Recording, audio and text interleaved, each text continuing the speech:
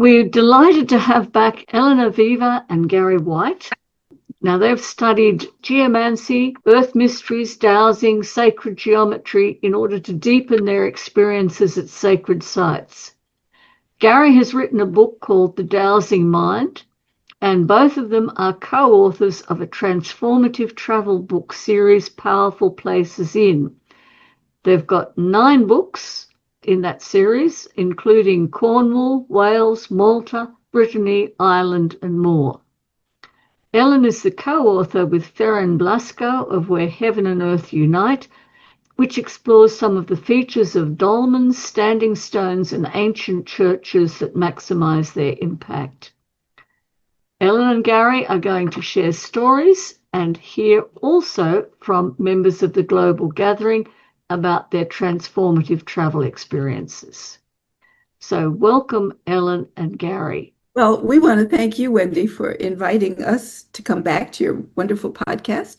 We're grateful to be here and share what we know about powerful places and sacred sites.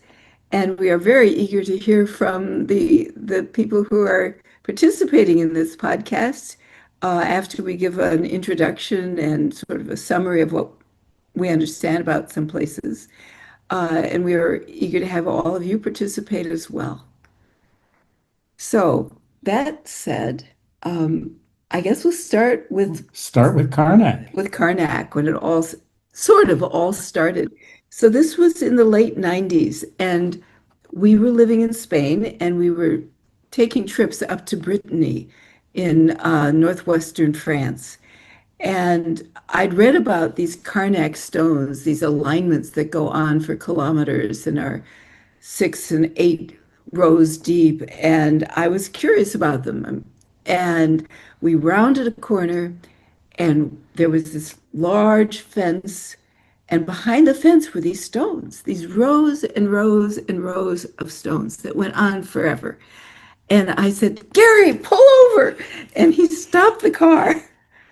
And I had to pull off the road. And I jumped out and I sort of hung on the fence looking at these stones. And I was just mesmerized. I thought, what on earth is this? Who would put so many stones in a row? Why would you have so many stones in a row that go on and on and on? And some of them were as tall as we are, and some of them were short, but they were just rows and rows and rows. And there was just something about it that was like so out of the box for me, so out of my way of thinking about what things are or why you might build it. I mean, it didn't make any sense. And there they were. And I was just mesmerized. And I said, okay, we have to learn what this is. And that was sort of the start of it. Yeah. And we spent time there, and we explored in the forests, and there are all kinds of ruined dolmens, which are, they have different names in different countries, but a dolmen is basically, it's sort of like a stone box. And they may have been used, some of them have been used for burials, others are used for ritual and ceremonies. Some are covered with earth and grass, and some are not. And some of the ones that are not used to be covered. Right. But we wandered around the woods in Brittany and visited the stones, and we got behind the fences and met people who had been using the stones, had been going in there for energy purposes. And then they got blocked off by fences by the establishment that wanted to control access to them. And we heard stories about them. And that kind of started a deepening of what is this and how do they function and what's it all about. And then a few years later, we were able to start studying with some teachers. Sig Lonergan, I don't know if any of you know him, but he's long retired. Sig is a major figure in the dowsing community, has written books on the subject. I felt like I needed to get some techniques, some skill to understand what was going on, because these places were powerful. The power that was there 5,000 years ago is still there. So we began studying. We first studied with Sig Lonergan, Yeah. dowsing. And then we studied with Dominique Susani because he was teaching in Boulder, Colorado. We were living there at the time. And he's from France, but he was teaching also in Spain. And we studied for several years with him sacred geometry, more dowsing, a lot more about underground energies and various grids, sensing the Hartman grids and the solar grids and all of these kinds of things. I'm terrible at it. I'll just say that out front. I'm a terrible dowser. I get confused. I'm much more likely to walk into a sacred place and go, woof, and go, oh, I think I'm standing on a vortex where the energies cross and the energy spirals up. And Gary will come with his dowsing rods Well, and he'll douse and they'll start going around in circles and you go, yeah, you're standing on a vortex. what I say is I have dowsing rods, and Elyn is a dowsing rod because she has this internal sense, as do we all, I will say.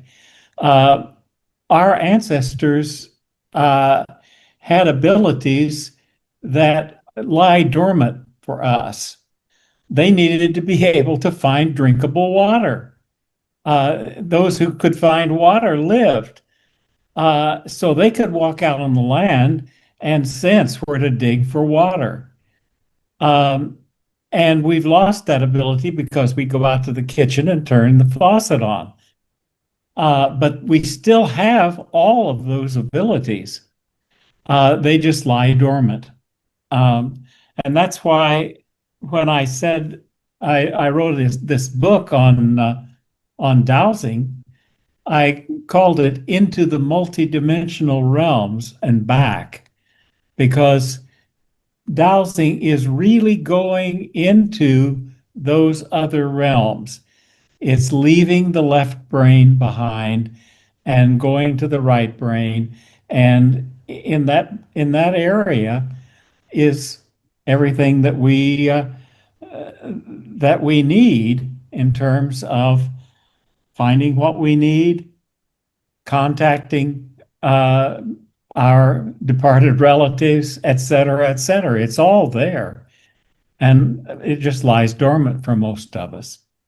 Yeah, you can use dowsing, like the dowsing rods, for asking about the age of places or where buried stones are in stone circles that have disappeared, or even what the use of ancient sites might have been. And while we're talking about dowsing, you've often said, what the dowsing rods do is simply help make visible by moving what our body senses. And some of what we were taught in dowsing is to sense where you feel water in your body or where you feel maybe a different kind of sensation that has to do with a fault line that's running underground. Because these places, the fault lines or the water do run underground. I mean, they're part of Earth. They're part of the structure of the Earth. And it's how we train ourselves to sense what's there. And yes, and dowsing rods or pendulums or any of the devices that we use are, I call them amplifiers. Mm-hmm. They're just amplifiers of our intuitive senses. And if you are intuitive enough, I can tell a story about that. I was out dowsing a site, and I had the rods in my pocket. And I reached in a pocket to get the rods out, and they weren't there. And I thought, what happened? Well, maybe I can do it without the rods. So I began with just my hands sensing, and I could sense what I was needing to look for without the rods. Afterwards, I put my hands in my pocket again, and the rods were back. And I said, the little ones must have stolen them just to show me that I didn't need them anymore. Yeah.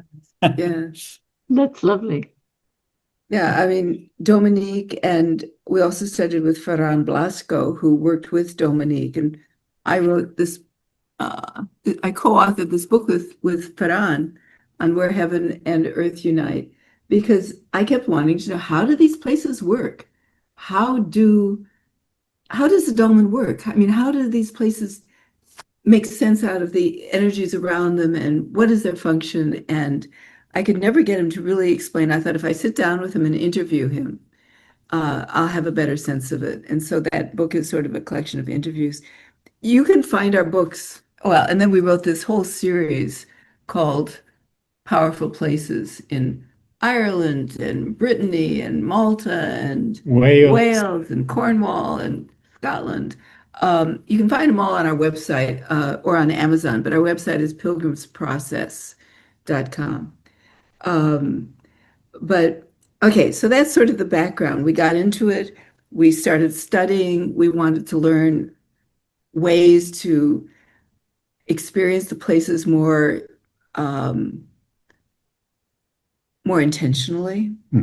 And we started writing books. We started traveling to places, going back many times, writing about what we experienced at the locations. I often had experiences that were sort of out of the normal.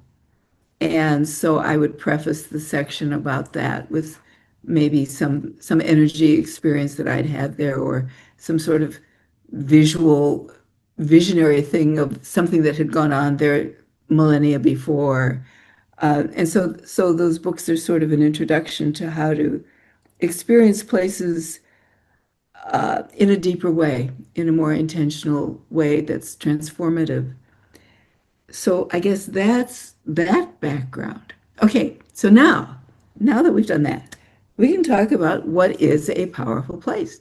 Because people always say, well, what is a powerful place? What do you mean by that? And it can be many things. It could be a place where you walk into it and you get goosebumps, or you're approaching it and you feel foreboding, or you feel energized.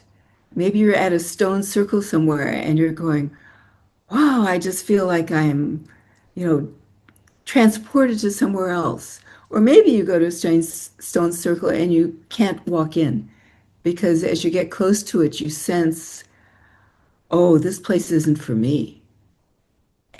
We've had that happen. Yes. And churches, standing stones, ancient trees. Oh, yeah. You could walk up to a tree and you just have to put your hands on that tree and experience hugging that tree, because it is so alive and so powerful. And we used to visit the grandmother Cottonwood. Yes. When we were back in When we were Arizona. in Arizona. Yeah. I had a cottonwood that I called it Grandmother Cottonwood, and I would go there and talk with her. And she gave me wisdom, actually. Yeah, you'd ask permission first before approaching her, because Yep. I mean, they're beings, and you don't just barge in. But yeah. So I would, what is a powerful place? It can be cemeteries, battlefields, and similarly, some of these places aren't powerful at all. You can go into a church and it just feels like you've walked into Starbucks. It just depends. But you'll know by your own experience of a place, and you'll say, well, that place for me is really powerful. And somebody else might go there and go, I don't know. I mean, Avebury stone circles, which are these huge overlapping circles in England, in Somerset, I think. Yeah, Avebury. They're famous. They're these huge stones, and people go there, and you can walk among the stones. And I have various friends who just think they're the most powerful places ever. And we've gone there 3 or 4 times, and I go, well, I don't know, I just I don't connect to them. Other people do. Maybe on a different day I would. Maybe if the moon were full, because the energies shift in these places depending on the cycle of the moon, the time of year.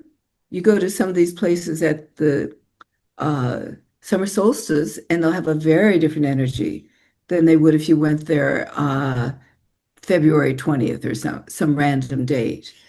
But I remember being at Avebury when there was a crop circle Oh yeah, right next to that's right. Avebury. That's right. And that was a powerful place that day. Yeah, yeah. Yeah. So our books are about powerful places and sacred sites, and there's some places you would automatically think of as sacred, like a cemetery or a church.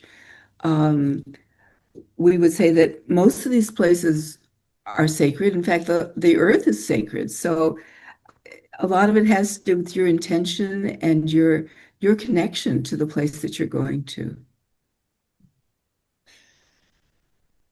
So, what makes a place powerful?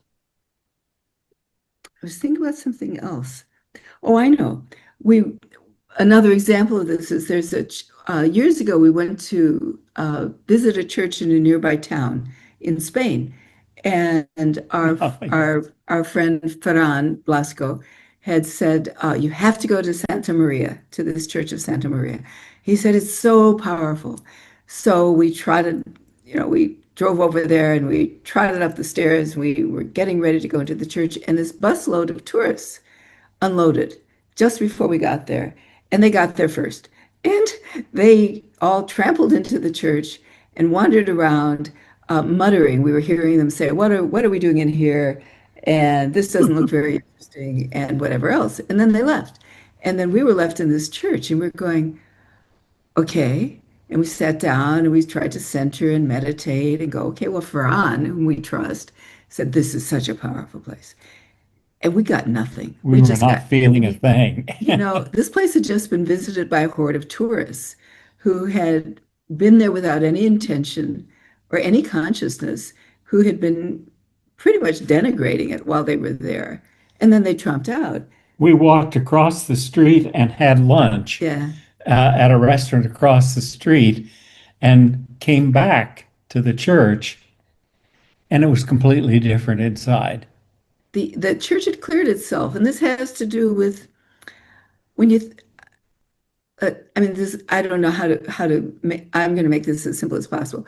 Churches, when they're constructed properly, like Romanesque churches or Gothic churches, the old cathedrals, when people knew how to use sacred geometry, sacred measurement to build and to orient places properly on the energies that were under the churches or the circles, stone circles or whatever, but we'll stay with the churches.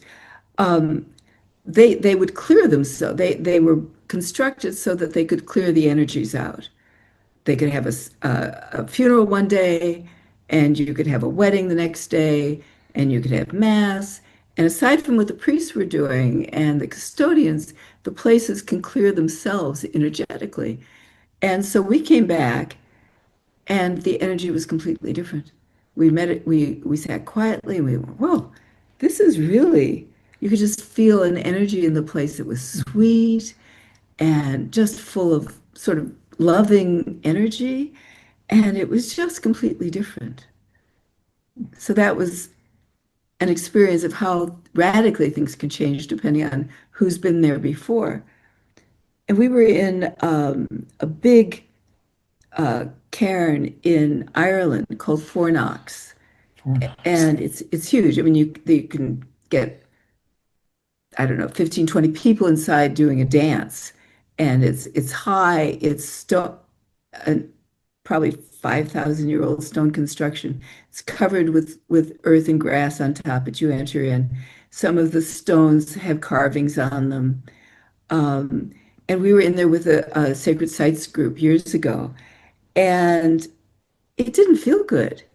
And I thought, well, I trusted our leader that she knew the energies. And I thought if she thinks it's okay to be here, it's okay. And so I stayed there. And then I noticed three or four other women had left. And I went outside afterwards, and they were all lying on the ground, and they all said, "Oh, they felt horrible inside." And I said, "Well, yeah, I didn't feel good either, but I stayed." And we all got sick. We all got sick afterwards. And I talked later to someone who said, well, there had been another group in their sense of it was, their psychic sense was, there had been a group in there before that had been doing some sort of ceremony or ritual, and they hadn't cleaned up after themselves, basically. And so there was a lot of energy in there that was disharmonious. And some of us picked that up and some of us didn't. So I guess a side statement is just when you go to these places, just tune into yourself and see what you feel like. And if it feels good, that's great. And if it doesn't feel good, pay attention to that. Well, you've been in places where you actually didn't go in at all because you got a message that wasn't for Yeah, you that day. yeah. There's a little chapel that's on the pilgrimage road on the Camino de Santiago in Spain, uh, at Eunate. And Yes. it's a lovely little chapel, and it has a walk around on the outside rather than inside, like in a cloister. And I've been there 3 or 4 times and walked right in, and it's been lovely. And then I went there, and every time I tried to get over the threshold, I got a no. And I thought, well, that's really weird. So I started walking around, and I walked around 3 times, and I thought, well, that maybe that'll make a difference. And I tried to go in. I was like, no. And I was there with Ferran. And so I said, well, Ferran, I'm getting this message not to go. And he said, don't, you know, Yeah. maybe next time. I have no idea why. So I think it's at some energetic level, things work and sometimes they don't work. And you just have to be open, have an open mind, an open heart, and listen to And yourself. listen. Yeah, exactly. So now after that rather rambling thing, um, What makes a okay, place now powerful? we'll try to get more organized. I have notes. What makes the place powerful? There are at least 4 parameters. Okay, so one is the location. Where is the site placed? Or is it on the earth? What's under it?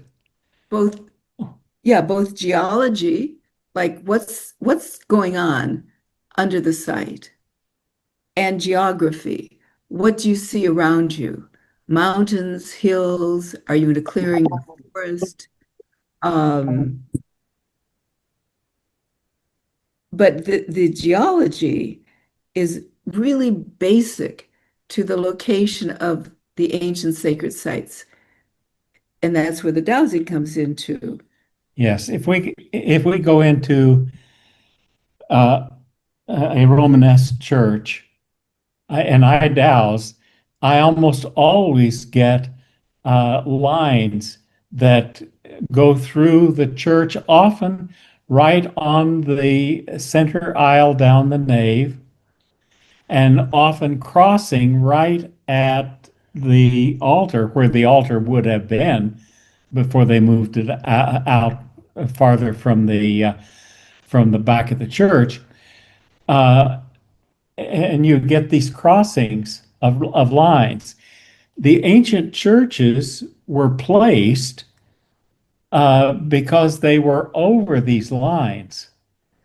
And modern churches are placed because they apply to the The local traffic authorities. flow and the parking lot. Yes, they have to get a parking lot in and they have to fit it into land use, et cetera, et cetera. But ancient churches were placed on land that was pretty much open, so they could put them exactly where they needed to put them, and they sensed the energy. Yeah, our teachers would say, usually what you're finding is you'll find like a fire line, and people use different language for these things, but a fire line is basically a chasm a crack in the earth. And we know the earth has lots of cracks. So False. faults. Yeah. So it's a fault line. And our teacher, Dominique, called them fire lines. Um, and another very common thing is what we call a water line, because there's water flowing underground. And these are just natural occurrences, but they would locate the church or the stone circle or a menhir, a standing stone, to take advantage of the energies that were underneath. And if you had the water line crossing with the fire line, it creates a sort of what we were told is an etheric steam. So you put your altar where those cross, and you've got an energetic boost for the priest as he's He performing raises the host over that. the Of course, it takes on the energy. and he's sending out the prayer, the blessing to the congregation afterwards, and he's drawing up that energy that is underground and is the basis for the orientation of the church. The churches are also placed so that they orient, and this is, well, this was number 4, but I'll make it number 2. They orient towards solar or lunar or celestial events. So churches may be oriented so that slightly off of, the altars in the east, you go into the church in the west, more or less, so that you see the rising sun, the sun of resurrection.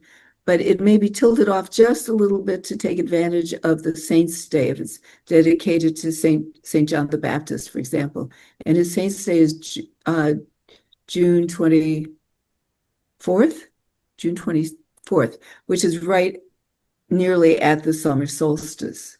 So you orient the church just so that it will also take advantage of astronomical events that are occurring. The materials the church is made of. That's the third of. one.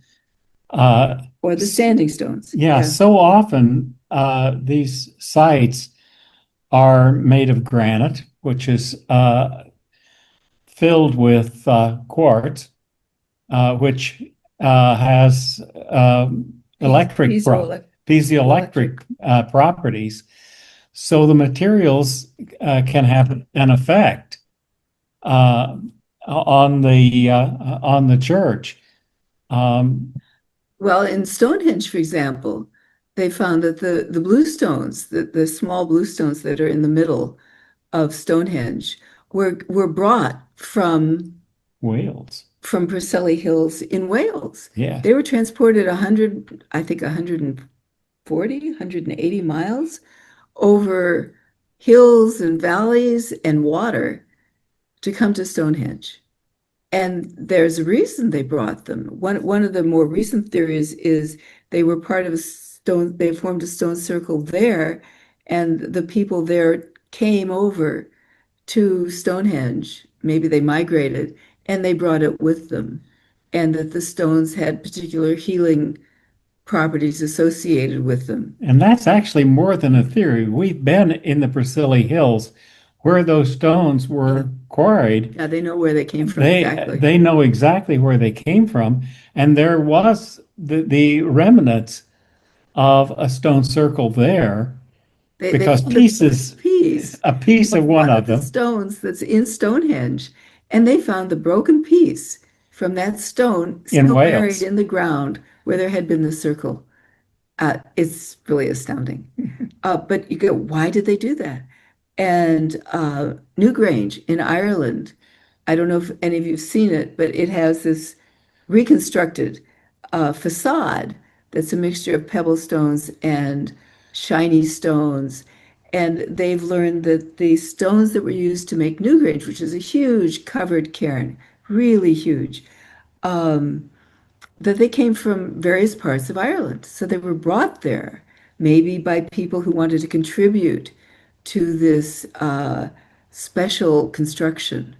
And it's oriented so that the sunrise on the winter solstice goes through the corridor.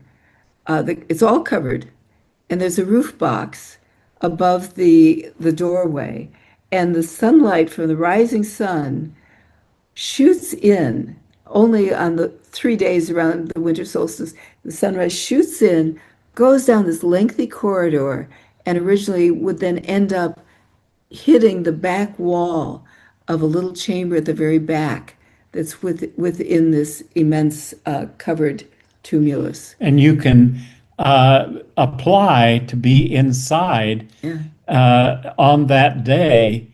And if They have a you're lottery. lucky, there is a lottery, and thousands of people get their names on the list, and only 20, I think, Each day, yeah. get in. But you can be there the day that the sun actually comes in to the back of the cairn. So it was oriented to that direction. So we've got the location where it is. It's on a rise so that it has a view of the rising sun. You have the orientation, in this case, to the winter solstice. You have the materials that it's made of that came from various parts of Ireland as a communal effort. Another thing that in general makes a place powerful is the intention and influence of human prayer and ritual over the millennia that somehow stays like an echo in the stones. I mean, you can feel this place has been sacred for thousands of years. You feel that when you go into some of the old Gothic churches, cathedrals. Um, it's just there's a sense of, oh, people have been praying here for a long time. Well, we have one a couple of blocks from us here Yeah. in Girona that was a Roman temple and then a Christian church and became this huge cathedral. Yeah. And you go into that place and you know you're in a special place. You know, and part of it with the churches again is the sacred geometry, the dimensions, um, the use of light, the stained glass, the light coming through the stained glass and the colors, and that influences people too. Um, so there are various aspects, but certainly the location, the materials, including the stained glass, Yes. the granite, um, the orientation, the intention and influence of its use for thousands of years.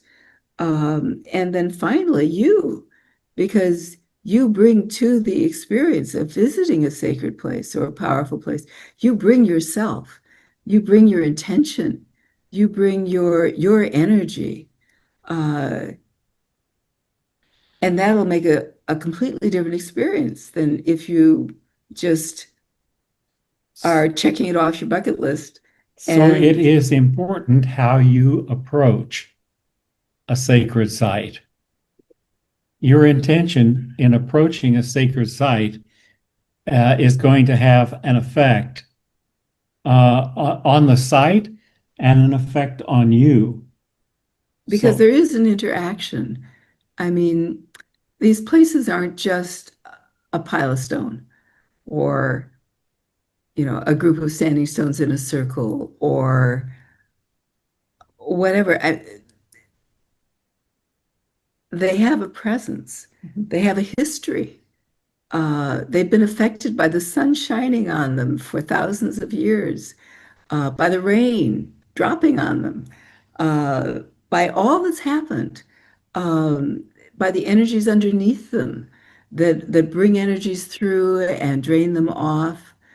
Um, we were just in Delphi, and we'll talk a little more, and then we'll talk about Delphi.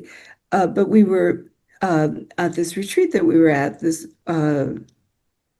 and we also met privately with a woman named Lydia de Leon, and she and her husband Arturo de Leon are architects, and they specialize in sacred sites and constructing buildings that are harmonious.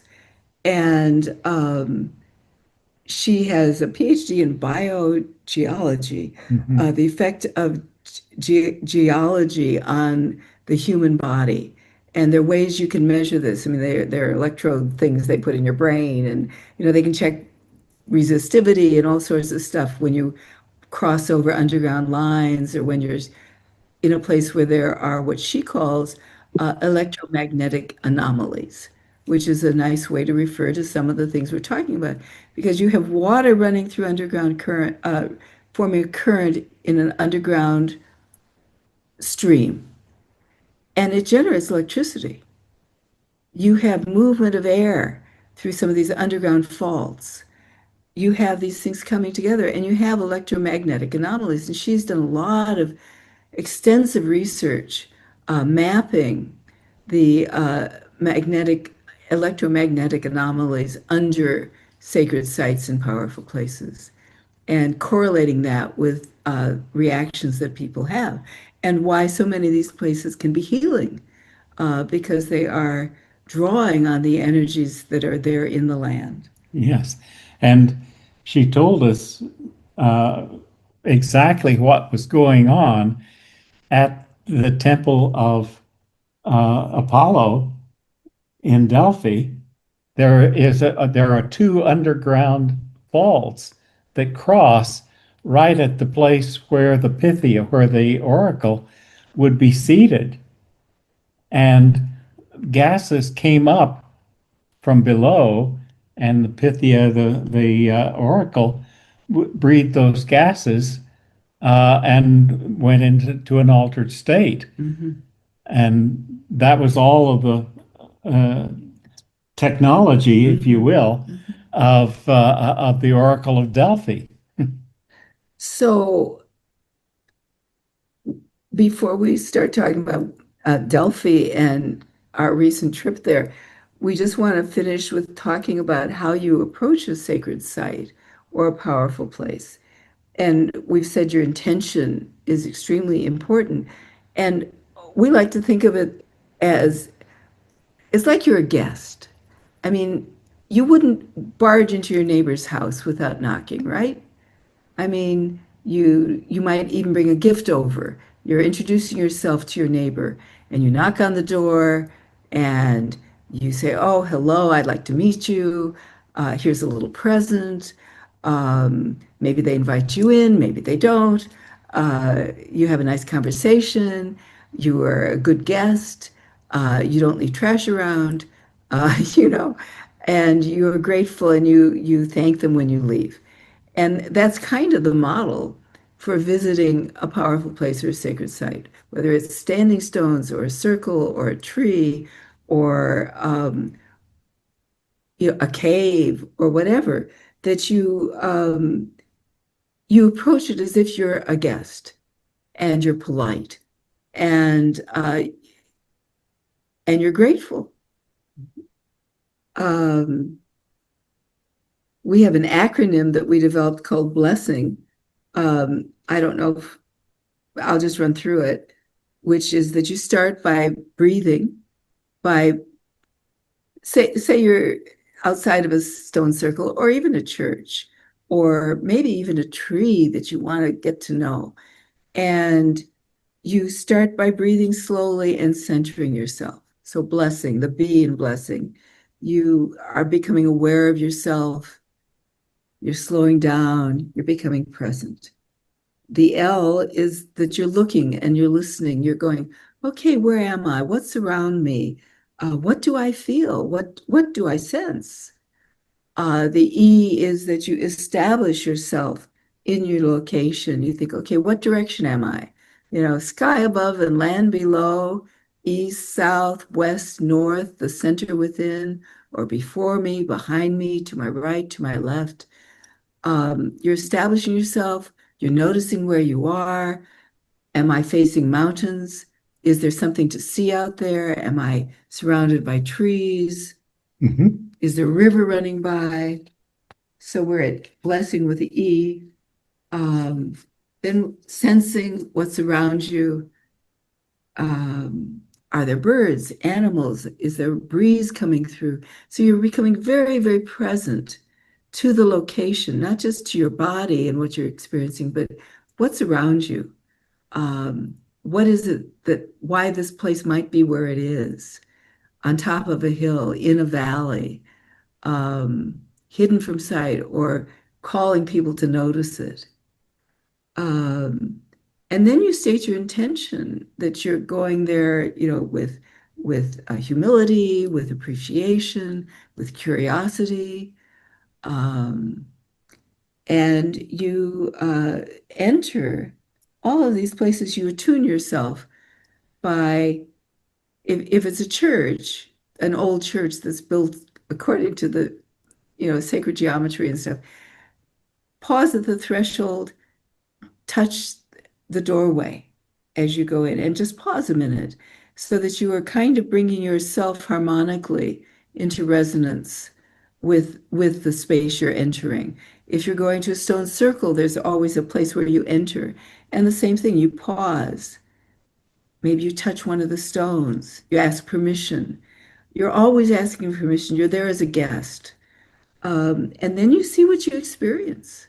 Maybe you go inside and you sit and you meditate, or you walk around the stone circle, or you're drawn to a particular stone and you sit there. There are many ways to experience it, but it's your intention and your awareness and your sense of presence, and that helps you experience the place most fully. And then when you live, you give gratitude. Now maybe you've given an offering before you've come, but if you give an offering, make sure it's biodegradable.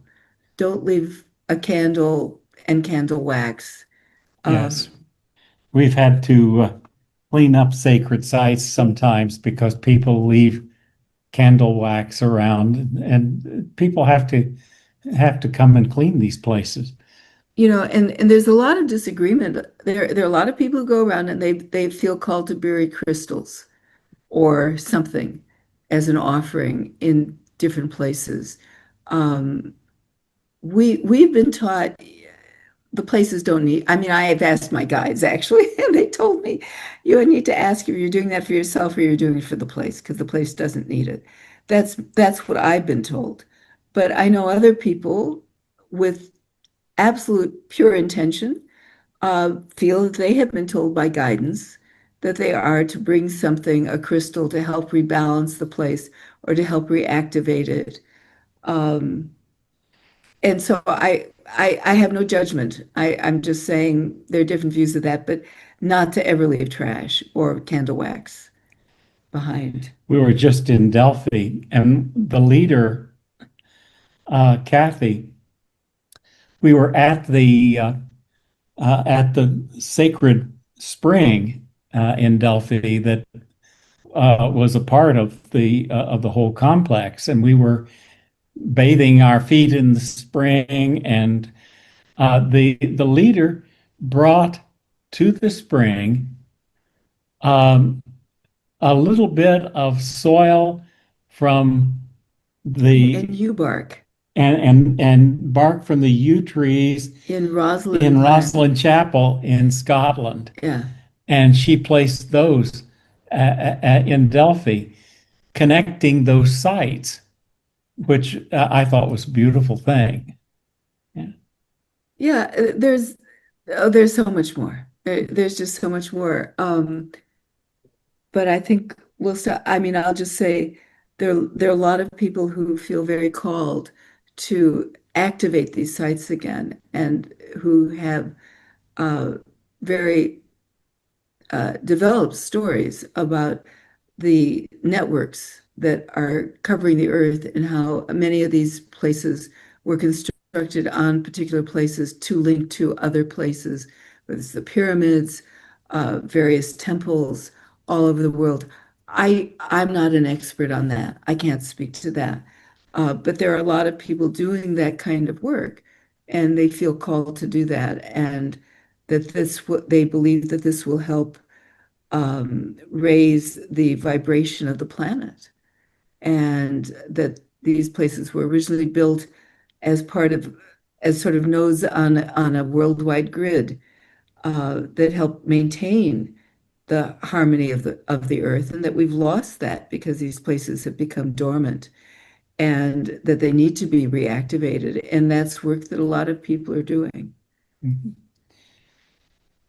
So, do you want to ask us any questions? If not, we're going to talk about Delphi. We had one question in the chat. Who was it? Is it appropriate to scatter ashes at a sacred site? I don't know. That I was don't know. Linda. Linda, do you want to speak to that? Do you want us to speak to that? No, I just wanted Linda. Linda, that was your question. Do you want to unmute yourself and tell us what you're thinking about? Yeah, I was just wondering, since it's sacred, some people might feel they'd like to leave their loved one's ashes there, but I'm wondering if it's inappropriate. We have been on a sacred sites tour with a woman who was scattering her late husband's ashes everywhere we went. And I have no opinion. I mean, I did have an opinion then. I did. I thought, what? I don't want to be here with her husband's ashes. I mean, it just didn't feel right to me at all. That was my opinion. Uh, but now I would say, I don't know. I really don't know. I'm not a gatekeeper, and I'm not able to judge that. I would think it takes a great deal of discernment and clarity, and I would pray. I would ask for guidance uh, before I did it, because I really do not know. Yeah. I mean, I've seen places with signs say, take only pictures, leave only footprints. They Yes. don't want you. Yeah, keeping in mind that many other people will visit that site uh, and not particularly want what you might leave there in that site. I think it would make a difference if you did it in an obvious way, and if you did it in a more subtle way, probably no one would notice. Mhm. My what my guides told me about things like the crystals and everything was, the real question is why you are doing it, um, what you are trying to accomplish. And I guess I would ask that too. I mean, what is the purpose, and who does it serve? Is it serving your beloved departed who would have liked to go to all those places? So Right. going It would that way, be at their request, it was their idea. or was So, it your idea right. that you with you? So I mean, I don't know. It, Okay. it's it's Just curious. curious. Thank you. There's a wonderful movie called The Way, which is about walking the Camino de Santiago with Martin Sheen and And Emilio his son, yeah, Estevez. yes, Through all the And fields and pardon? in Portugal or Spain? Spain, walking Spain. the Camino Spain. Frances. Spain. And uh, Martin Sheen plays a hardcore dentist who's totally materialist, and his son leaves his PhD program to go walk the Camino Frances across northern Spain and dies. Dies. Yes. And Martin Sheen goes to pick up his ashes and ends up walking the Camino. And he's got this box, and he's spreading the ashes as he goes. Um, Not at sacred sites particularly, but just So his as he, son was there, right? yeah, so his son was Yes. there. And it's very moving. It's So, it's a wonderful movie, by the way. Emilio is Martin's actual son, and he plays the departed son in this movie. And at the end, in the cathedral in Santiago, you see him actually swinging the huge the Botafumeiro, Botafumeiro the incense. and he's in the cathedral. It's a wonderful movie. Yeah, Martin season. Yeah. But all that's Yeah. it's all about scattering ashes. Is how this comes out. Thank you. Good question. So we're going to shift now, if there are no other questions immediately. We're going to shift and talk about Delphi. Is that good timing now? Do that? Fun. It's excellent. Okay. So we just got back from Delphi, which was life-changing, amazing experience. And the reason we went to Delphi was because we were on this podcast a couple months ago talking about my book, The Reluctant Medium, um, and which talks about my channeling Plotinus, Hypatia, and the collective. And almost at the end of the book, I had this very odd experience when I was writing the book, where this old partner of mine, whom I had broken up with 40 years ago, his name was Michael, and we had a very difficult relationship for 5 years. And I suddenly started thinking about him. I haven't thought about him in 40 years. I mean, I never wanted to think about him again. And I started thinking about him. And I write about this in the book. And then he suddenly visited me in a dream. And I mean, I said, but you're dead. And we had this conversation. And I mean, it was a true visitation. And then I sat down and meditated about him. And we had this lengthy conversation in which he told me things I needed to know about our relationship. And Well, you maybe what I should think say was he died. He died 18 years ago off the coast below Delphi. Okay. he drowned in the sea below Delphi, inside of Delphi. And he was also a major scholar of Greek philosophy. Greek philosophy. But not Plotinus. When I knew him, he was doing pre-Socratic work. Later on, he studied Plotinus, but I knew none of this because I'd had nothing to do with him in 40 years. And I didn't even know he died until I started thinking about him again and started doing some research and found out that he had died tragically 18 years before. And so then we had this conversation in which he said things that I needed to hear about our relationship and made me think about it differently. And he also gave me to understand that I had been a Pythia, which is the ancient oracles, in Delphi, and he had been a priest.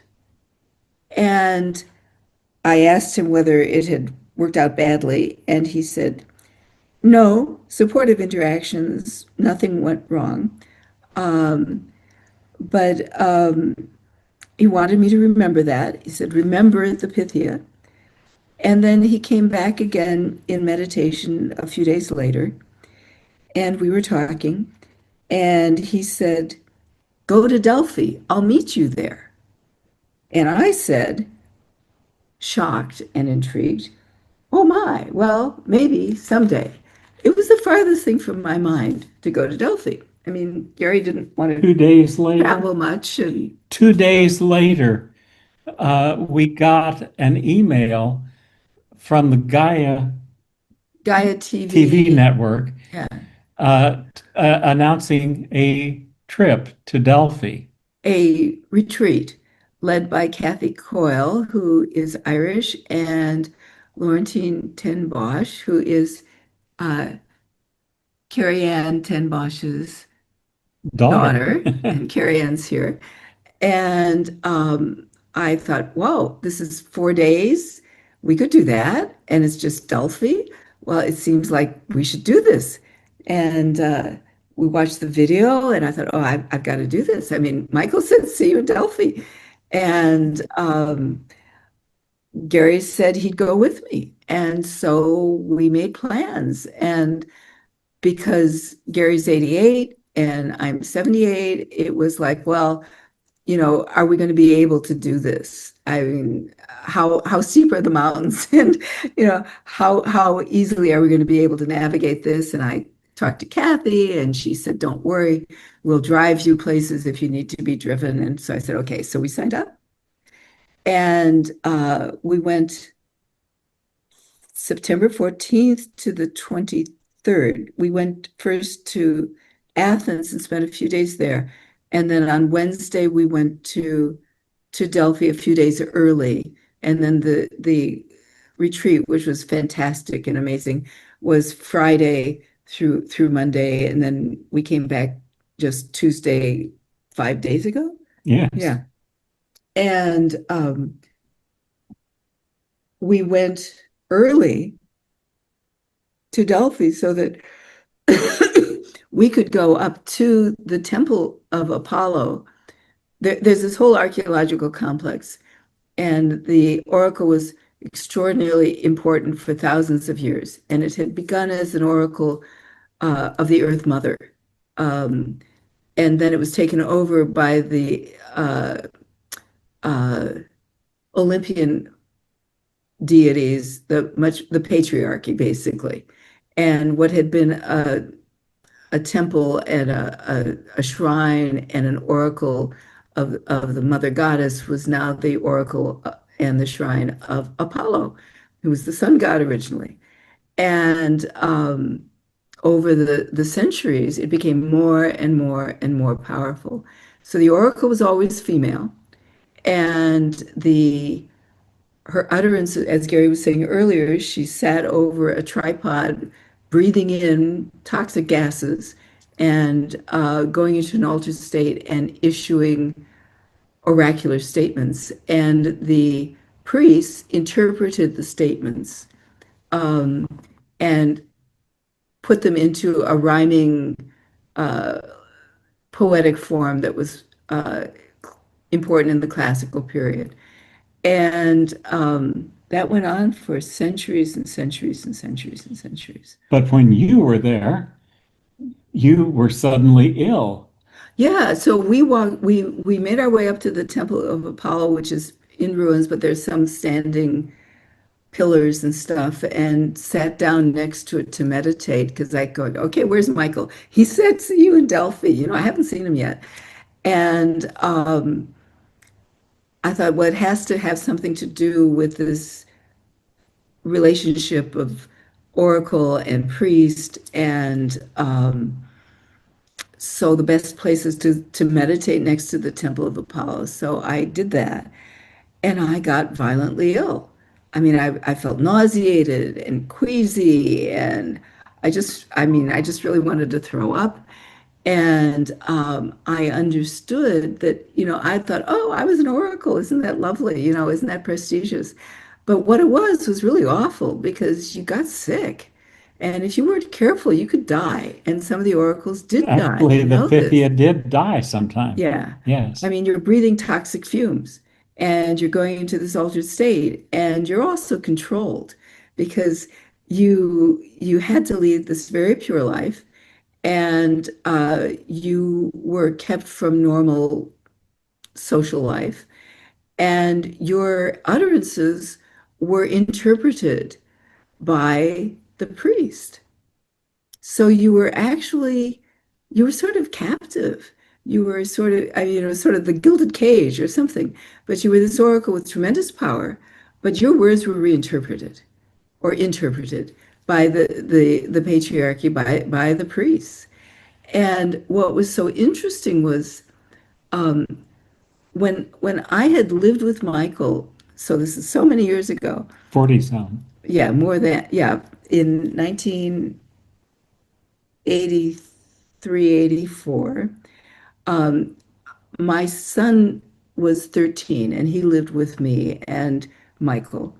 And when I started remembering Michael again last spring, I asked my son, I said, well, what was it like when we lived with Michael? Because it wasn't very pleasant. But I said, what was it like for you? And he said, Michael always wanted to control the discourse, The narrative. the narrative. Yes. I thought, what an odd thing for my son to say. I mean, he was 13 years old at the time, and now he's 55. But what an odd thing to say. He wanted to control the narrative. That's not the way my son talks. But I thought, well, that's worth remembering. And when I was there meditating at the Temple of Apollo, I understood that that's exactly what the priests did, is that they controlled the narrative. And there was a way in which this whole experience was, I mean, I never thought I'd talk about things like this a few years ago, but I mean, there was a way, this was a whole experience of a past life that Michael and I had had together there, that we were still reliving in our relationship 40 in years this ago. life. Yeah. And that somehow by going back there and experiencing this, we were both freed of the sort of karmic load of having to relive this ever again. And that was my sense of that. Yes. And freed both now and freed in the past life. And actually, our friend Elizabeth said, and all of the lives in between. So there was some kind of clearing that took place, which you're still recovering from at the moment. It was just extremely powerful. And I would never have expected anything like that. And it all came because Michael's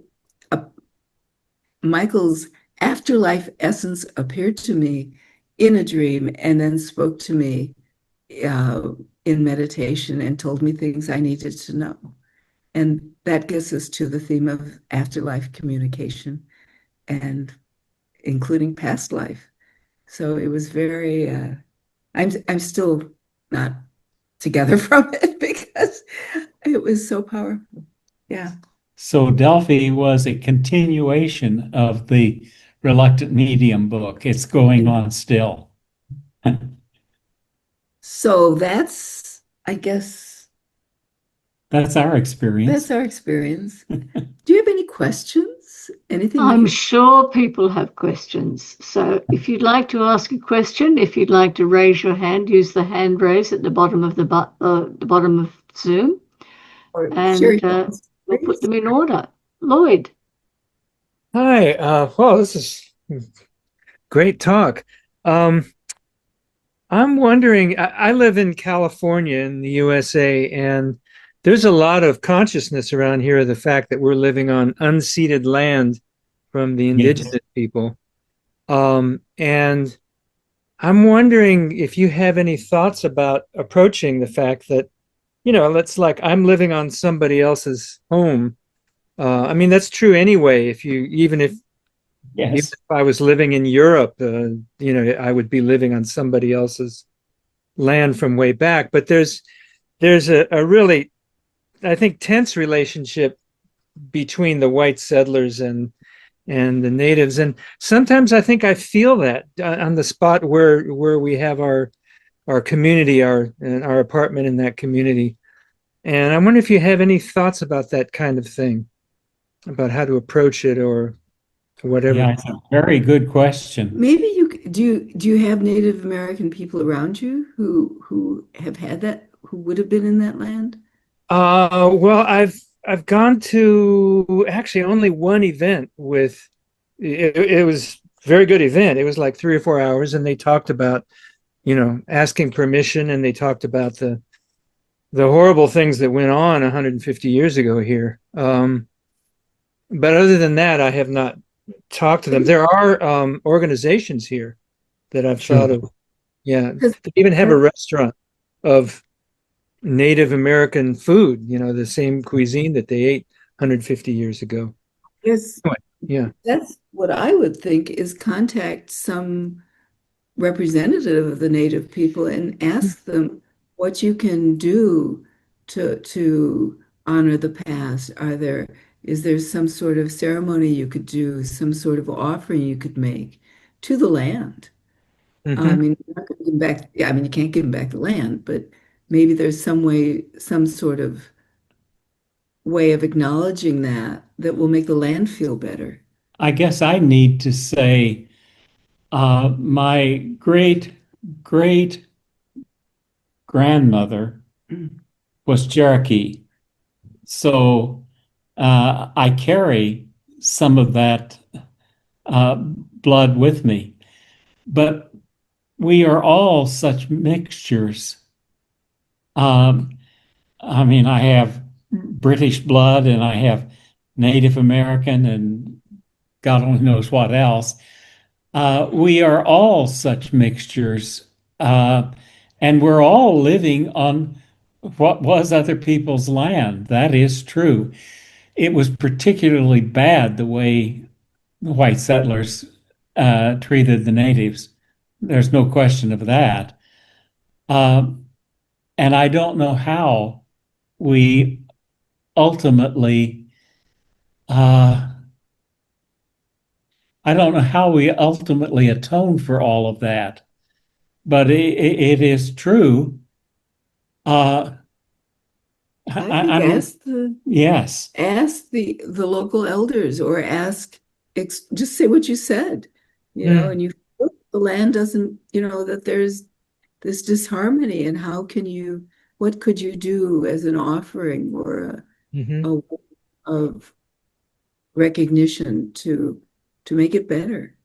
Well, one of the things that organization is doing is setting up something called a Shumi land tax, where Ah, it's giving a donation every year into a fund so that they can buy back some of their land, uh, well, there you go. especially sorry, for sacred sites and things like that. That certainly sounds the whole like you have concept ways to do of it. owning the land is so foreign to Native Americans Hmm. because they they never owned the land. I mean, they traveled over the land, they lived on the land, but there were no deeds. And the concept of ownership is something that we as settlers put on the land. Right. And do we really own it anyway? No, we're just passing through. Hmm. It's just a structure for Yeah. Yep. using it. That's all. Yes. Yeah. Can we bring Regina in on this? Because I know Regina lives on Indian land, for I suppose as many of them, but I know she has a lot of connection with Native Americans. Regina? Thank you, Wendy. Actually, I was listening to what my different Native American guides were telling me just now, so that was good. Um, the the big thing is many of the elders today, um, they will, if you invite them, or can, if you invite them, can do ceremony on the land to help clear that trauma, the land trauma or the battlefield trauma. But if this is something that is in the middle of where are you? Los Angeles? Berkeley. Oh, okay, in Berkeley. So Berkeley is pretty active in all sorts of ways, many ways. So I think the important thing is I know that what I'm hearing from you is that there's an emotional aspect of you wishing forgiveness in a way for the people of all the atrocities we've done. The only thing we can ask permission, forgiveness for is the atrocity you as a spiritual being is doing currently to anyone. Are you doing it in harm and things like that? You certainly can actually go to a specific area in Berkeley or right there in your own apartment if that's the case. And you can make a little offering and a blessing and say, I can only apologize for my past, my history, my life frame for it, but I'm inviting harmony and recognizing it. But there may be an issue where you're feeling this strongly in one place or another as you walk around your community that may be an actual ley line or vortex or a sacred space that was an actual place of that. And if that's the case, stand and listen. Listen and feel and ask permission and ask your guides there if they will bring some information to you to help you give back. Because this is about Lloyd right now, at this point, wishing to give back.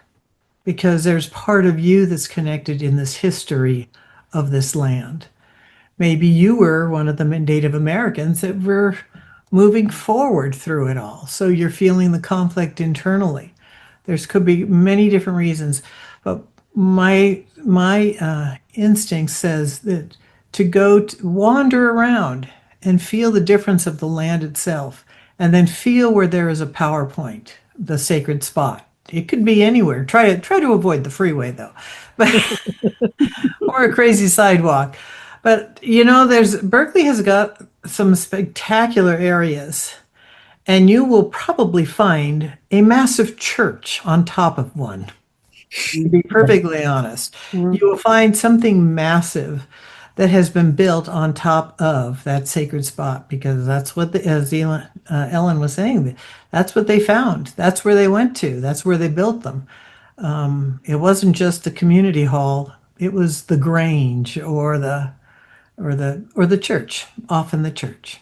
So, and they're all over the United States, all over the world, these sacred special spots. There's loads of ley lines, loads of cross points, small or large, and you're feeling the flow underneath, as she says. So We're about a half a block away from a creek that was undergrounded many decades ago. Go stand in the creek. Yeah. If you can, or nearby it, or go find the tree. Put your walk through the forest with your hands open. Just walk through, and they will guide you right to the spot of where you need to stand. And maybe it's just a prayer and a gift back of thankfulness and gratefulness and forgiveness, inviting harmony. Yeah. Thank you, Regina. Daniel, do you want to comment on this? This is yeah, and Lloyd reminded me that I think that there is a power spot up in Tilden Park, above Berkeley. Are you familiar with that area? Yes, I am anyway. Yeah. Okay, there's the Inspiration Point parking lot, and then you take the trail along the ridge of the hills. And there's a place there when I used to live in that area that I always used to stop and look out across the bay. But there was something about that spot that gave me a series of inspirations when I was there. I was just wondering whether you had that similar experience. And next time I'm over in that area, I may go up and try to re-experience that spot. Anyway, I just thought I would mention. If you want some company when you do that, I would love to. I'm getting a confirmation there at that spot. Yeah. When you said Children Bay, that you said there's a particular spot, I'm seeing an actual column of light with like fireworks stuff right at the top of it. So like if you have a Roman candle, boom. So it's got a nice contact. Sorry. So would that be going to Inspiration Point, which is an overlook actually into the Orinda Valley? Right. And then you take a trail that takes you toward the bay. Yeah, it's right off the parking lot there. Yeah. At Inspiration Point. If you're looking at the Orinda side, go around, look more towards the bay side, and you'll see the pathway there. One of the things, use your dowsers, use your guidance, use your body as your dowser, really. And or guys get together. So yeah, because there's a lot, or the two of you exchange phone numbers. There's more here that both of you need to do together. Thanks. One of the experiences I had at that point, I was just walking one afternoon around that spot. And all of a sudden, it was as if I were transported into the past in that same spot.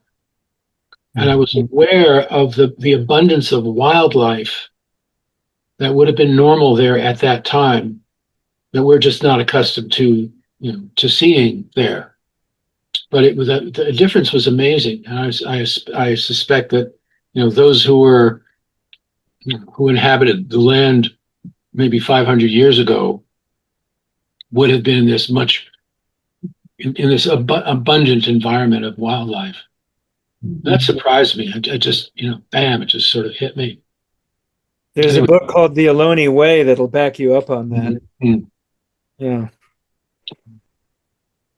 It's also going to make in terms of the the invasion of the Western Hemisphere by the Europeans, I was going to make a bad joke about deporting the illegal aliens, but because that might solve a lot of problems. But anyway, enough of that. Okay, well, that's it. Thank you. Regina, do you want to share something about some of the other sacred spots that you've experienced? Because I know there are many. There are many in this area where I am, but it's a very active as far as Native American landscape. But I would like to share one real quick. I'll try and be quick, okay? Sorry, Wendy, I always talk too much. But I had a wonderful experience in 2018 or 19 when I was down visiting my cousin in Mexico. I am Mexican, so we wanted to go over to Puebla. So in Cholula, Puebla, there's a very, very old pyramid there. And most of the top has already been removed, but if they measured the circumference on the outside of it from the ground up and then from space, they said it's one of the largest pyramids. It's bigger than the other ones in Mexico. Anyway, as churches always do, they knock up half the pyramid and build their church on top, which is what they did as part of their landscaping. And so it's a huge, huge church on top of it. And it's called wait a minute, where did they put it? It's called the Sanctuary of Our Lady of Remedies. And while I went in there was nobody else in there. It was crowded as can be, but there was only 2 or 3 people in there. And then they left as soon as I came in. And I was instructed to do some things. And then as I was going up to the front of the altar, I'm Catholic or raised Catholic. There's this huge Sacred Heart, beautiful, beautiful, exquisite porcelain, tall statue. She stood about 8 feet tall behind the altar, looking forward at the parishioners, basically. But you could access the back of the altar because that was the crying room, where the others would go. So they had access to that, but I was the only one who went back there. And they had little stairs so you could get up behind this beautiful Blessed Mother. And still, she was much taller than me. But you could see around her the congregation, if there were anybody in there. So it was just empty pews. But as I was standing there, I could feel myself being raised. And I thought, oh, I'm floating. I'm finally floating and I'm awake.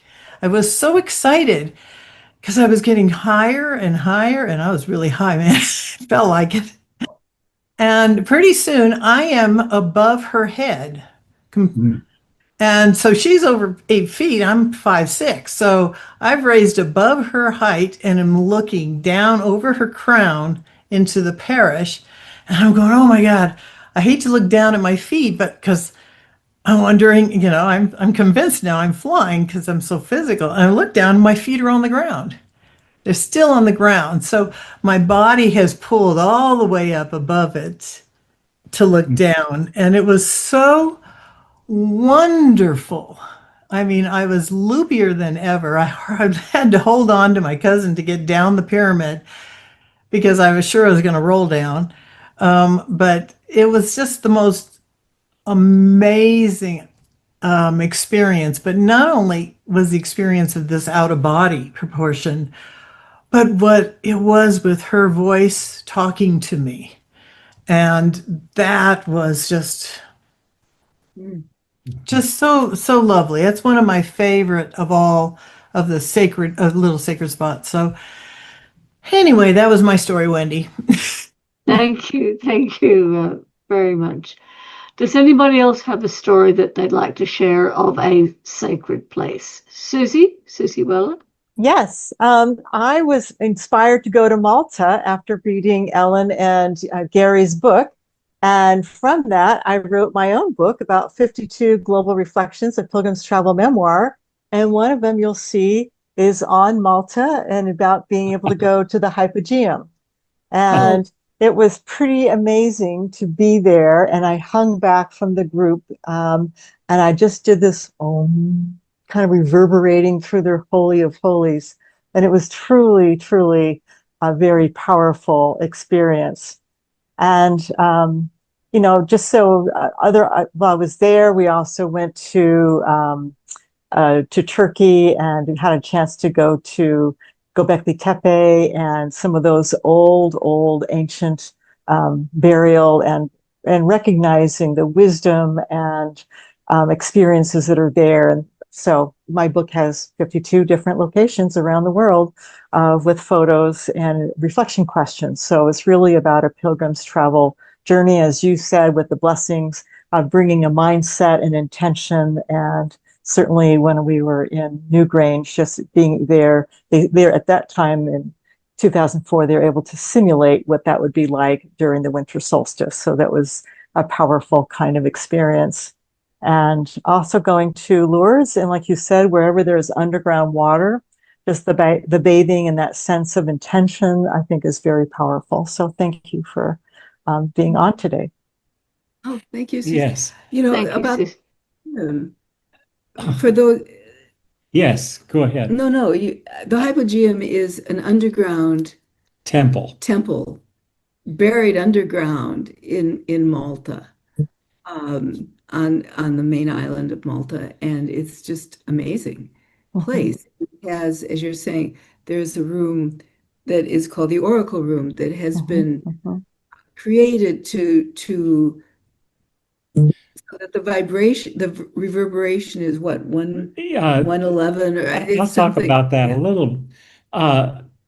We were in the hypogeum, and I knew that this one room had a resonant frequency. So I was going through with the tour guide, and I started humming that frequency, which is 110, which is A, 2 octaves below the A in treble clef. And I could reach that, and I started humming it, and the entire place just came alive. That place gave me that frequency back, amplified and amplified. I walked out of that place and I was stoned for several hours after that. I came to Earth after several hours because just humming it activated that space so much that I think everybody else in there was probably equally stoned. The tour guide was listening to Gary, and then after he did that, she started pointing out things to us that she wasn't on the tour group because she knew that Gary knew what was going on. Yeah, and that is something we forgot to mention in terms of the location and the structure of the place. We talked about the sacred geometry and the measurements and stuff, but so many of these places are constructed for resonance as well. And sorry, you may not know, Jennifer Berezan has taken groups of women there, and she's put out recordings of singing in the hypogeum, which are amazing. I think she's got a women's group going there at the moment. Oh wow! As we speak. So yeah, she's pretty amazing with her connection with places. Yes. So her name is Jennifer Berezan, Berezan, and I'm just having a look. She's taking a small group women's pilgrimage to Malta. Tuesday, September. Oh, it's finished. It finishes on September 26th. It's done. But she does a lot of work with women's circles, but I forget the name of the CD. I'll find it for you and let you know. But the some of the sounds there are just amazing. Yes. It's chanting. Yes. I know I have this vague recollection of a woman who was doing research and then did performance in the hypogeum Yes. and recorded it. I don't know if it's the same person or not. There, I think, are several pieces of music that have been generated in and around that hypogeum. Hmm. It's just an amazing sight. And the archaeology story about it, the official archaeology story is that it was a big cemetery. It goes down, there's like 32 rooms, and I think it goes down 4 different levels. And the official story is because when they discovered it, It by was filled chance, with it was filled bodies. with bones, and they were and they dug it all out. And it just makes no sense that this place that was so carefully constructed with an oracle room, with another room that mimics the way the temples above ground look, that this was, the people were just dumping bodies in there. It makes no sense. No, And there are no. other explanations for why the bodies are there, but often the archaeologists say, oh, it's a cemetery or it's a tomb because bones are found there. But it's like calling Westminster Abbey A a cemetery. cemetery because people buried there with other purposes. And so many of the dolmens and other sacred spaces, maybe they were consecrated. Maybe there were people, bones buried there or parts of people buried there as consecration or to give more energy or to honor the ancestors, but that doesn't mean that that's all it was. And is that Anne? No, that isn't. I thought that was Anne. Sorry. Never mind. No, I've Yeah. just found the name of the CD is Returning, Jennifer Berrizan Returning, and it's on YouTube. So you Okay. can listen to the sound, the toning. It's, Great. Great. I put the link to the YouTube Great. video. Great. Dan,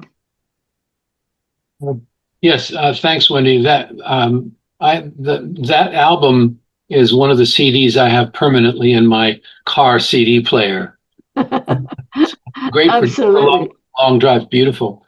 One of the things that has fascinated me is the lore about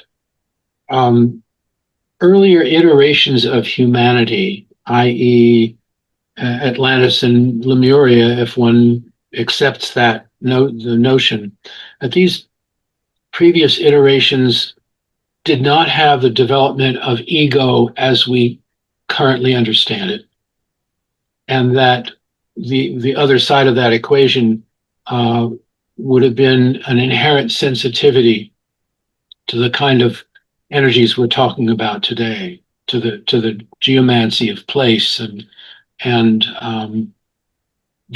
of course the astrological influences and that sort of thing.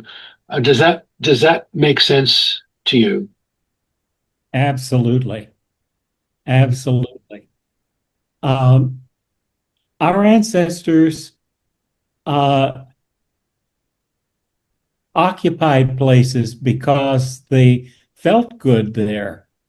They resonated with that place, and they would build their structures on those places for that reason. Yes, because they're healthy. Well, I don't want to get too much into this because I already gave a presentation about this not too long ago, but the 2 times when I've had a strong reaction to physical place was twice, several years apart in Arizona, in 2 places that are 30 miles apart, where I could not be there. I had to leave. Uh-huh. I don't know there's any way of really interpreting what was going on there, but that was something. It was really a kick in the butt, as it were, experientially to me, to really feel that. Near Sedona? Not one of them was not far from Sedona. It's called Montezuma's Well. Oh, yeah. Yeah. Yes. It's an old Native American habitation spot, And I Yes. can't speak for anyone else, but I and the person I was with there, we went down. It's a sinkhole with a lake at the bottom. Went down there, and after a few minutes, both of us had to leave. Yeah. It was Yes. just a horrible feeling. I don't really have, I can't really describe it any more than that. Just had to get away. And another place 30 miles south of there, near just behind the community of Arcosanti, there's a little canyon there that I visited, and I had to get away. Mhm. Like the minute I left, a psychic friend contacted me and on the phone and wanted to know if I was in danger. Wow. Yes. Wow. Yes. So I don't know, but it was an unmistakable experience. I cannot tell you which part of my body or my mind was reacting to that. It was like my whole being said, "Get the hell out of here." Yeah, not all Have you have powerful. you have you had any experiences like that of a negative? Oh, yeah. I've had these experiences where I can't go into a place, whether it's a we walked a long distance once to Standing Stone Circle, and we got there and it was like, no, no, we're not going in there. And, you, with the experience I had at Fornox where I did go in And got sick. and got sick. And if I had listened to my body, which was going, it doesn't feel good in here, I would have left. But I overrode my body knowing, because I thought, well, I'm here with this group and blah, blah, blah, blah, blah. So I stayed there, and then I was sick for weeks. And in fact, somebody told me later, a psychic told me that I had picked up some sort of unpleasant energy that needed to be cleared. And What did you make? Did you have any particular sense or vision or impression of what might be the cause of that? I mean, don't mean to dwell on this, but it was just well, the one in bad energy. Fornox, what the psychic told me was there had been people doing some sort of ceremony in there, and they hadn't cleaned up the stuff. So there was free floating stuff that just wasn't harmonious. I mean, it was lower energy level for whatever reason. The Standing Stone Circle that we went to, I don't know. What somebody else again told us was sometimes people use these places for lower energy ceremony. They might be doing what we might call black magic, or, something that just doesn't really align with the energy, but the energy's there and they're using that energy, and drawing on that energy. And it's, the residue of their being there energetically was still there. I don't know. All I know is you're really smart when you go, doesn't feel good, I'm getting out of here. Yeah. It The makes complete stories in sense. there are stories, Yeah. but the feelings that we have, and maybe Regina has more to say about that, but that's I don't want to interrupt Eileen, but I'll do this real quick. A lot of times when we call in, like let's say some kind of dark magic or cultic or the other type of witchcraft, we are drawing in the lower energies, no doubt about it. But not only that, besides us leaving it, I mean, our thoughts are creating this. It's a contextual thought. And so we have now drawn in some negative energy or negative entities who are mingling along, and they grab onto other people as well. They go home with them. They do all sorts of things. They're having a great time. If we hear the big stop, don't go any further. We stop, don't go any further. Turn around, clear yourself off immediately, shut the door. Unless you're going to feel like you're being called there to clear the energy. That's a different story. But for what you went through, Dan, you did the right thing for sure. We know. Yeah, absolutely. Well, I had no choice. It was that Right. powerful. I totally get it. Yeah, totally. Okay, I apologize. Jumped in. Okay, Eileen. Eileen, please. Eileen, your turn. Okay, well, I just wanted to talk about an experience I had in Madras in India. I went into a church there and walking around the stairs, I can't remember where it was, but I saw the Apostle Thomas window, and it was actually where he had visited. And I just fell on the floor and wept. And, it was just an amazing experience, just wept. And just the fact that he was there in Madras was just, I don't know, mind-blowing at the time. And so I just thought I'd mention that. Yes. Thank you, Eileen. That's great. Mm-hmm. Is anybody else who'd like to share an experience of a place, positive or negative?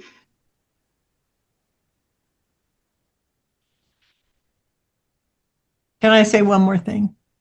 We'd love to hear it. First of all, this is really cool. Thank you, Elyn and Gary, for all of this, and I think what's really exciting is with all of your background that you have, the studied background, your learned background, you became curious for the more, for the sacredness of it all. And that takes a different type of education. It means that you have to put yourself into a vulnerable state of mind as well as your spiritual body. And I applaud you for that, because you didn't turn around and run the other direction. You said, I'm here for something a little bit more than what I'm doing. So let's see if we can get on the horse and get going. And you are just amazing, absolutely amazing. So I'm very, very grateful for taking the ride, and the great courage that you've had to print your most recent, The Reluctant Medium book. With that took a great amount of courage. And so thank you so very much for being the age of who you are, because that helps. Having that age behind you, because you've had enough experience to have really good judgment skills and discernment skills. And it takes the experience of living a good life, or a hard life even, to know how to discern what is right or wrong for you. And so you've done amazing work. So thank you very much. Thank you. Thank you. Thank you, Regina. That's a beautiful tribute from all of us, I think. So you've summed it up so well.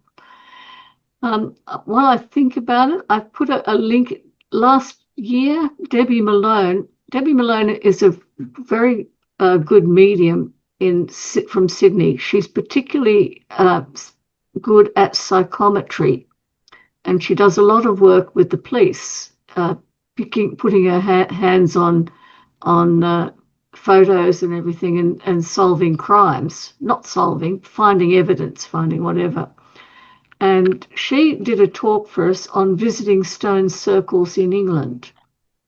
So those of you who are interested might find that interesting. She actually looked at those. But Debbie also told us about some of one of the negative places that she took on something that was organised by rather sensationalist news organisation, where they asked her to stay in a cell that had been considered haunted. And she said it was the worst thing she'd ever done, because it went home with her. And she said she had 2 weeks of absolute hell from what had happened. And she actually had strangle marks on her neck. She had marks of hands around her throat. And she did that. She talked about that in one of her talks for us. So again, it's I think there's a very good reason when you don't go to a place. Karen Jarvie, my co-host, who was with us for many years, told a story that her 10-year-old daughter at the time, she took her to India, and Emma was very psychically sensitive, and they went down a passageway, and Emma just started crying. She just said, "I cannot go there." And they found out that there was a well where people had jumped into the well to kill themselves to escape from whatever. But Emma had picked it up, and she just said, I can't go to this place. So again, it's this whole thing of using your discernment and listening to your body. A lot of us don't listen and we get into trouble. That's right. So anybody else got a story to tell us? Regina, you must have more. Come on. Well, I don't want to take away from Ellen's story. No. Please. No. Well, the land that I live on, and this is all it right there. When my daughter was just 15 months old, and I was holding her, and we took a walk out in the fields, actually up by those hills where we were, and we just started walking. Pretty soon, we walked across a certain area, and she just started bawling and bawling and bawling. I'm so sad. I'm so sad. She kept saying. So I knew it had to be the land, but didn't know why. So I began to take her out and just do a perimeter of the area of where she would start responding, and kind of doing a visual landscape in my mind to map it out. And I asked her if she felt pain, if she felt hurt, or if she was scared. She wasn't scared. She just knew that she said, they're all crying. They're just all crying so loud here. So even at that, well, she had to have been probably two, because she could talk to me enough to do it. But when she was a little younger, it was if she'd just start crying. So as she got older, we were doing it. But later on, I've talked to some old homesteaders out here who had said that when that land was being taken over by the settlers, that whole area, which is my property, was used as a where the Native Americans would put their people on the racks, on the stilts, the upper beds, after they died. And so they'd come there every year to mourn their family members whom had since been left, who had since transitioned. And then it made total sense. So then I worked and did a lot of healing and prayer work and land work on that, all of that. But it was very traumatizing for my little one, and because she's much more sensitive to those things, and it still is to this day. But she still remembers that sensation.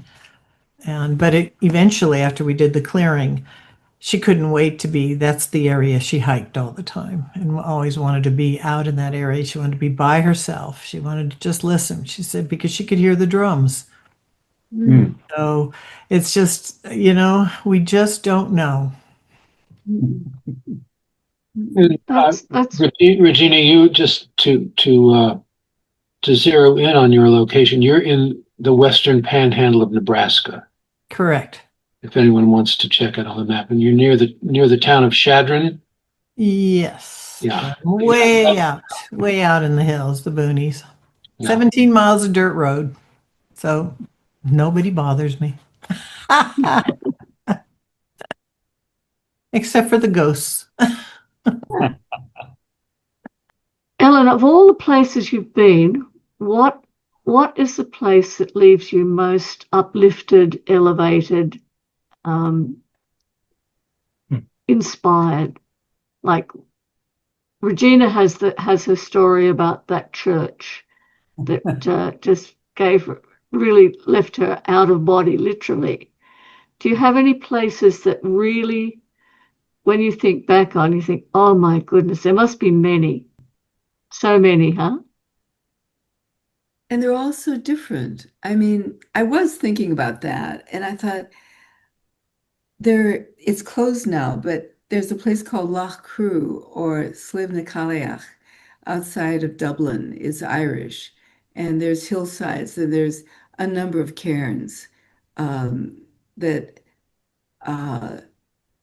some of which you can enter. And there's one that you used to be able to enter, and I'm told that now the ceiling's cracking, so you can't.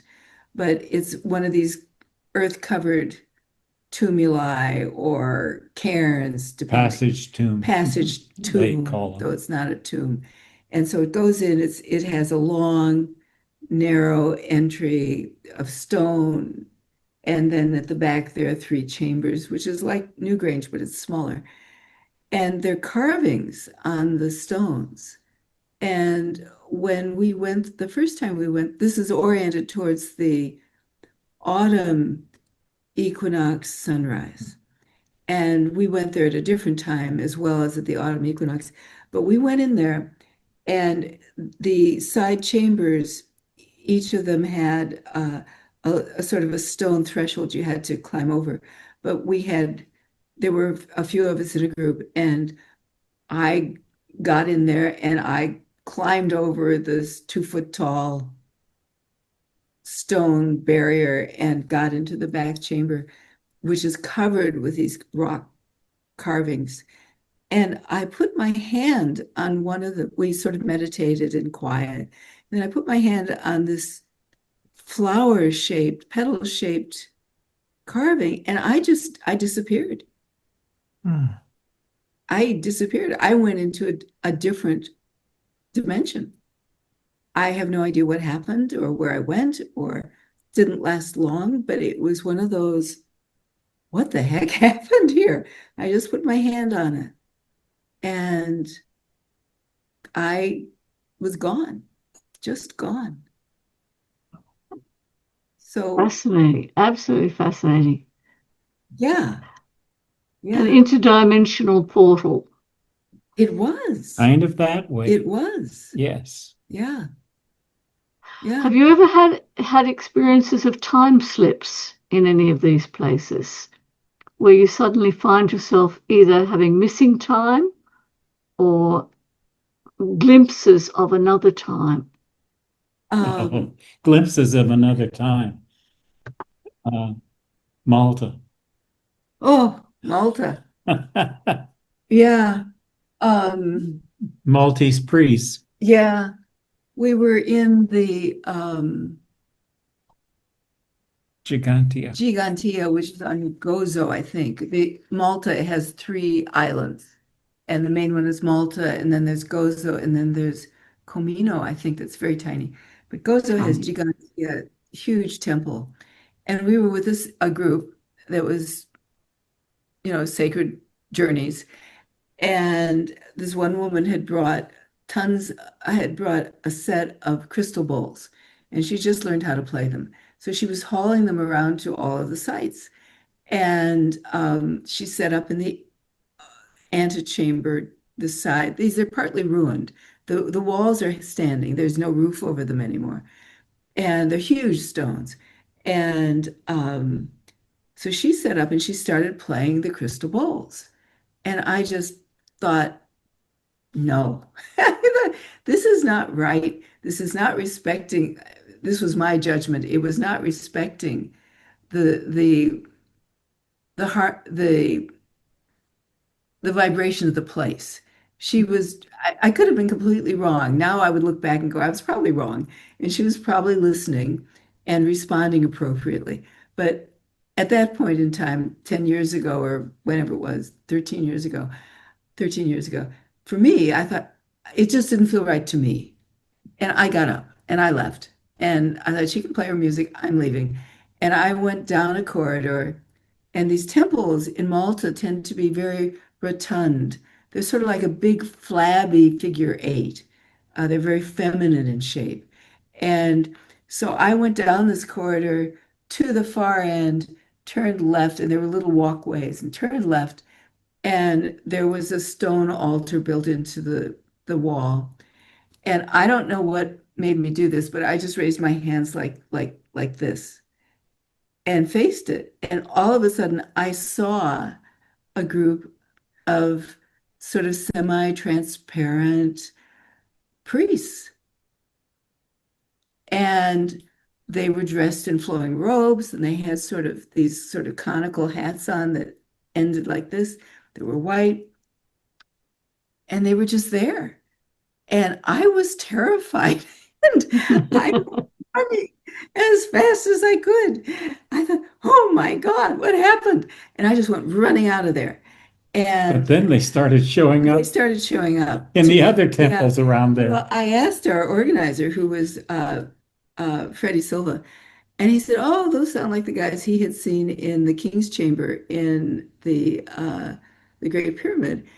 And he said, "But you never see their face." And I said, "No, I saw their face." And they had these sort of olive skin faces, and they had this certain nose, um, and I just didn't know what it was at all. And people said, "Oh, it was a past life experience." I said, "No, it wasn't. I was here. I was not in a past life. This was something else. This was like, I don't know how to explain it. It was like they were coming through from the past. They existed in the etheric realms or something. And they were there. And I then thought, gee, I should have asked them, who are you or something. But I was just terrified. And then the next temple we went to, I thought, well, maybe I can contact them. Maybe now, if I'm not so afraid, I could actually ask them questions. So I would wander off on my own and they would show up.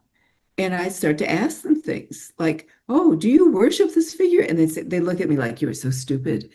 And but they told me how they organized themselves in ancient times in Malta, in the different temples, that they were moved from one temple to another, so they didn't form a political base. And they told me other things that were really interesting.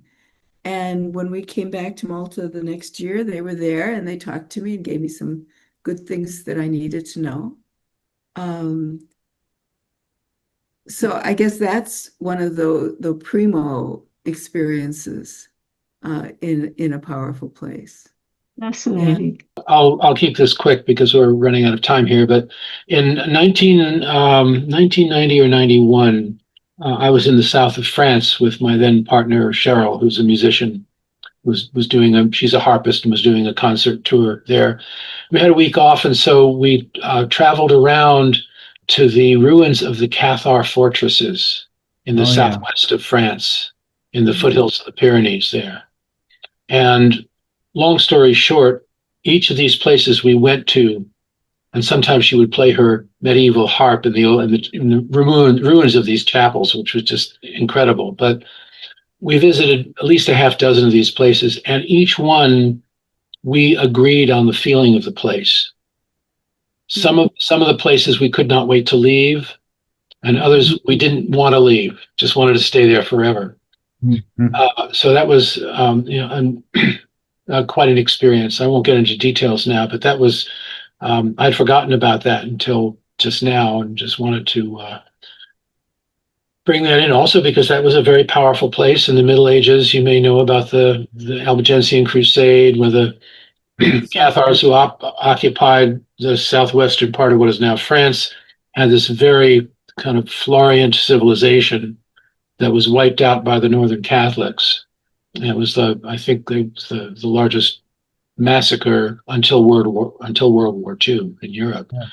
And Cheryl and I, at one point, we swore that we found the spot where we had been burned at the stake in the Middle Ages. It just came to us simultaneously. True or not, I don't know, but it was quite an experience. We have friends who live in that area around Rennes-le-Château and that whole area. And there's so many people who are drawn there who have past life experiences and memory, or they're just drawn there and then they have the past life experiences, the memories of them. And you might well have found where you were burned at the stake. I mean, there are a lot of people who will say who tell stories of their experiences there. So that whole area, I mean, it's just still resonating with what happened. Yeah, we stayed overnight in one small village whose name escapes me at the moment. And in the morning, we went just strolling around this. It's near the mountain there was a whole New Age thing that happened there about 10 years ago. What's the name of that place? You know what I'm talking about. It begins with a B, and I can't. Anyway, I know. You know which one it is. But it's a small village that's at the foot of that sort of truncated mountain. And we went out in the morning, and there was this little, very old cemetery that you could walk through. And we're halfway through, and we both stop. And we look at each other and say, are we walking over our own graves? Yes. And it Yeah. was that kind of, again, a feeling I'd never had before, but, and maybe we were, kind of prompted by the history of the place, but it was again, it was a surprise to us what had happened. So, Yes. anyway. Yeah, we know that area pretty well. And Ellen is trying to find the name of that mountain. It was Bugarash. Bugarash. Bugarat. Thank you. Bugarat. Arach. Yeah. Yep. Yeah, there's all kinds of stories about, space alien stuff and Yes, there was a whole hysteria that happened around there. I was about 10 years ago or maybe more. yeah. Yes. Yeah. Thanks. Well, look, we're coming to the end of our time, and I think we can all thank Elyn and Gary. It's been a fabulous, fabulous discussion, and very inspiring. It just makes us aware of all of the things that, we're not aware of, but we know that they're there. And it's just been absolutely wonderful to have you both. You're an inspiration to us. And it's just lovely to see you interacting as one. How you sort of the way you look at each other, and it's kind of like you're a shared consciousness. It's which is as Titus keeps saying, we are all one. exactly. Yeah, thank you. Thank And you. it's just been an absolute delight.